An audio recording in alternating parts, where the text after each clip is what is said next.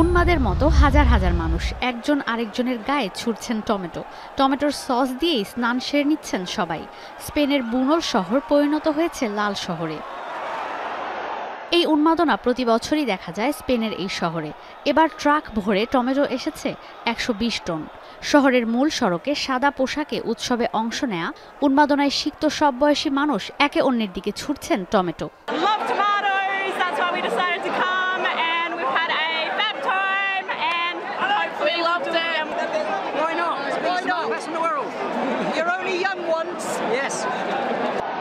Valencia থেকে ৩৯ kilometre দূরে ছোট শহর বুনোলে আয়োজিত এ উৎসবে প্রতি বছরই সারা বিশ্ব থেকে অংশ নেয় হাজার হাজার মানুষ। এবারও তার ব্যতিক্রম নয়। এই উৎসব পরিচিতি পায় বিশ্বের সবচেয়ে জনপ্রিয় উৎসবগুলোর একটি হিসেবে। শুরুটা হয় সেই ১৯৪৫ সালের দিকে। বুনোল শহরের কেন্দ্রীয় চত্বরে স্বনামধন্য ব্যক্তিদের অংশগ্রহণে আয়োজন করা হতো প্যারেডের।